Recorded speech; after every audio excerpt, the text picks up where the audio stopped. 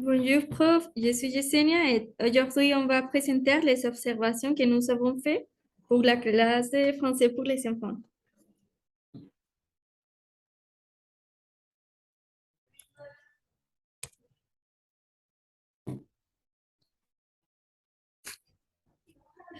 L'institution sur laquelle nous avons fait des observations s'appelle IMPA. C'est l'institution intégrale éducativa panamericana et il se trouve dans le circuit MEDAS 4588A dans la colonia Altamira. entre, entre l'avenue Patria à deux blocs de l'avenue América à Zapopan, Jalisco, au Mexique. C'est une institution privée et bon, la mission et la vision, premièrement, la mission de IMPA est de développer un environnement enthousiaste, familier et professionnel avec des installations spécialement adaptées à l'éducation des étudiants. Par rapport à la vision, elle incite l'orientation académique de chacun de ses élèves et l'attention propre envers les parents des familles pour le meilleur développement sur les enfants. Alors, les paradigmes éducatifs est constructiviste et socioconstructiviste, ce qui signifie que ce type de modalité favorise chez les élèves l'interaction réelle du monde avec contexte propre d'apprentissage.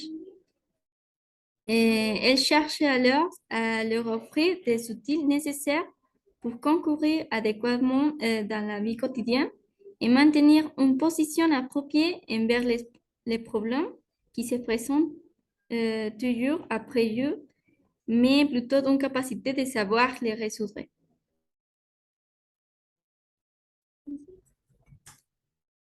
OK, les Français dans l'institution. Et le statut des Français en général, par rapport aux autres langues, bon, l'école a obtenu une certification en 1990 et donnée par l'Alliance française. Et l'institution travaille donc avec différentes méthodes d'apprentissage. Et la méthode maternelle et préscolaire, Tatou les matheux, et maternelle, Alex SOE, pardon, au primaire, mineur et majeur, et adosphère au collège. La classe de langue a passé d'un cours structuré et planifié à un atelier, car les étudiants ont montré des intérêts pour la langue selon les commentaires des parents obtenus par un entretien. Les professeurs essaient d'attirer l'attention des élèves par des activités et matériel didactique. Le programme général, ça veut dire la progression, l'organisation et les horaires. Et les classes sont les mercredis et vendredis de 1h à 2h de l'après-midi. La progression et l'organisation, bon, nous avons observé que toujours commence par une activité déclencheur ou initiale pour attirer l'attention des élèves. Et après, on continue avec les activités principales comme compréhension, conceptualisation, systématisation et parfois des activités d'écriture.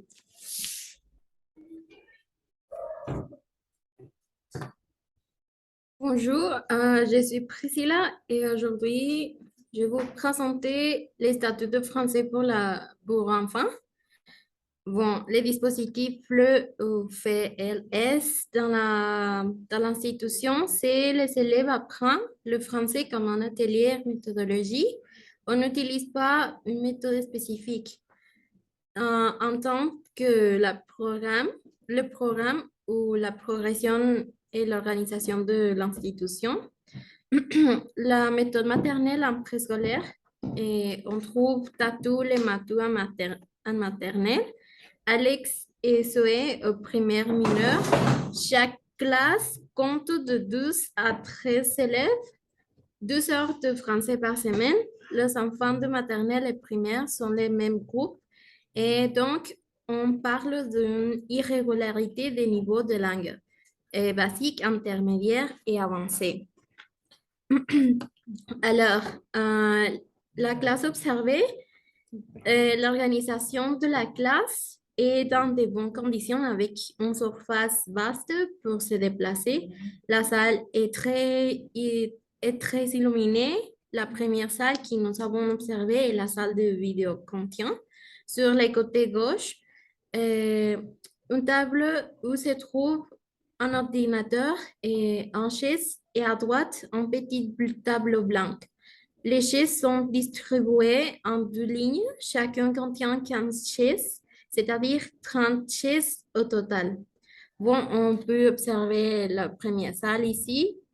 La deuxième est un peu plus petite que la précédente. Elle contient 11 chaises qui sont distribuées en forme de U dans la salle de classe. Euh, il, bon, dans la salle de classe, on trouve 8 élèves. Les cours sont de 8 heures du matin à 2 heures de l'après-midi, de lundi à vendredi. La formation de, de professeur, c'est licenciature didactique du français comme langue étrangère, c'est-à-dire les DIFLE. Les enfants sont âgés entre 10 et 9 ans environ.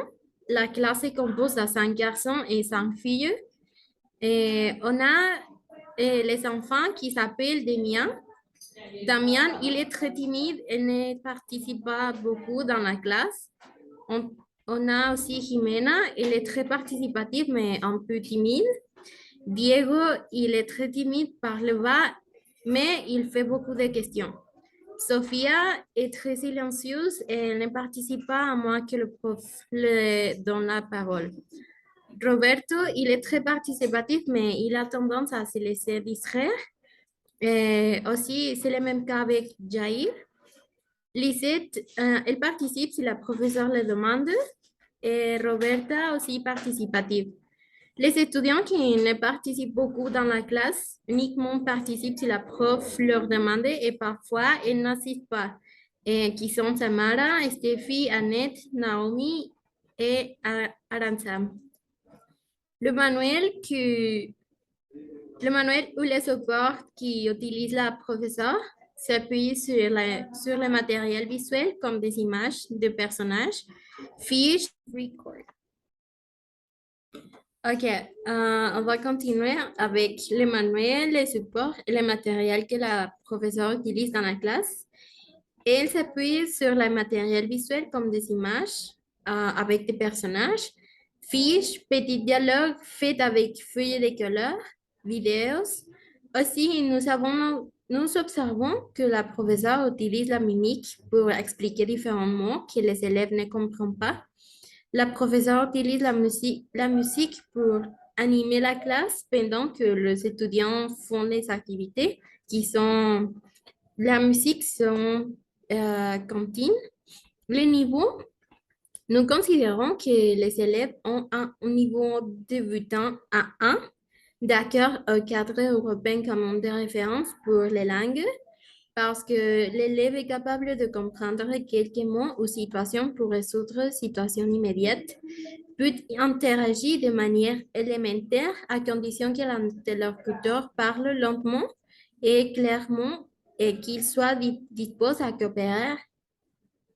Et, oui, à coopérer. C'est une citation de le Conseil d'Europe 2012, page 26.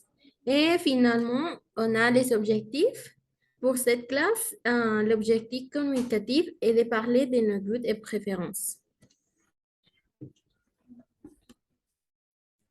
Ok. Je suis Livière. Je vais continuer avec l'analyse de l'aménagement de la salle. Donc, par rapport au public, nous croyons que le système de chaises en U fonctionne mieux pour les cours de langue, car cela permet d'avoir une visibilité plus complète pour les élèves et aussi qu'ils puissent se voir. Il empêche également les élèves de se cacher à l'arrière de la salle de classe et se distraire. Par rapport aux activités, de même, nous pensons que l'arrangement nu des chaises est plus efficace pour les activités, car il permet un espace plus large où les élèves peuvent se déplacer et peuvent faire des activités plus librement, sans avoir à passer par des couloirs étroits pour se lever de leur chaise. Donc, par rapport à l'animation du cours, la professeure part très haut. Elle demande à tous les élèves à participer. Elle se déplace autour de la salle de classe pour attirer l'attention de tous les élèves. La professeure laisse aussi les élèves de passer au tableau à tous les élèves en même temps afin que tous puissent participer. Pour la motivation, les attitudes et affaires, les élèves sont très participatifs et actifs et ils se déplacent seulement si l'activité le demande. Par rapport à la gestion de la discipline, la professeure est très aimable, donc elle parle plus haute si les élèves ne font pas attention ou si elle pose une question sur le sujet à l'élève qui ne fait pas beaucoup d'attention. Les élèves lèvent leurs mains s'ils veulent participer. Euh, Aussi, par rapport à la communication dans la classe, les élèves interagissent entre eux et ils sont coopératifs et compétitifs. Les langues utilisées par le professeur, elles parlent tout le temps en français. Les élèves parlent en espagnol pour justifier leurs réponses ou pour dire quelque chose qu'ils ne savent pas en français. Ils parlent en français avec des phrases les plus courantes où ils demandent à la professeure comment dire quelque chose en français.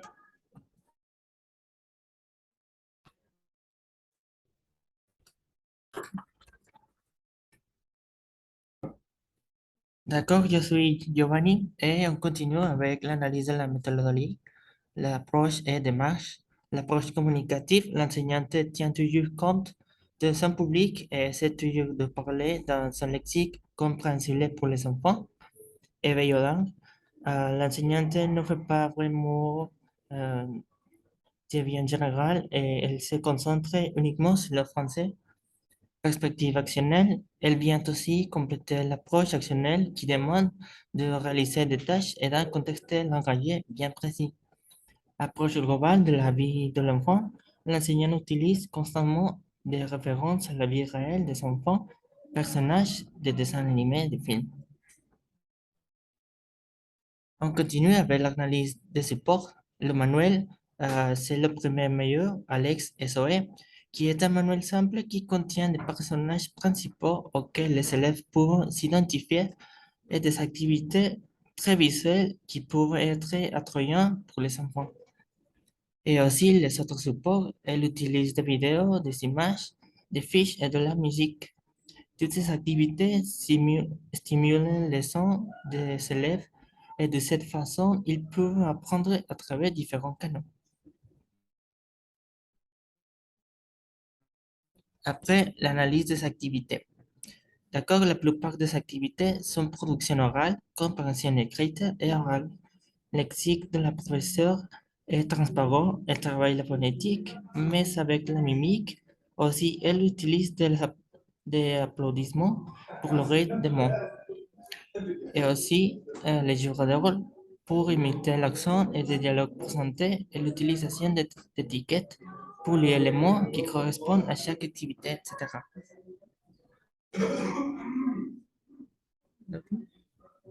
Et finalement, l'analyse des activités par rapport aux intelligences sollicitées, l'intelligence verbale, visuo-spatiale, kinesthésique, musicale, inter- et intrapersonnelle, à la place de jeu, le professeur utilise plusieurs jeux dans lesquels les élèves doivent se déplacer autour de la salle de classe, rechercher des objets cachés, ordonner des éléments du vocabulaire dans le tableau. Elle fait des compétences entre équipes et l'usage de l'oral et l'écrit. Elle propose des jeux de rôle, passe des questions entre les élèves, passer au tableau, répondre aux questions dans les fiches données. OK. Et donc, ça sera tout de notre part. Merci beaucoup, professeur, et ce sont nos observations.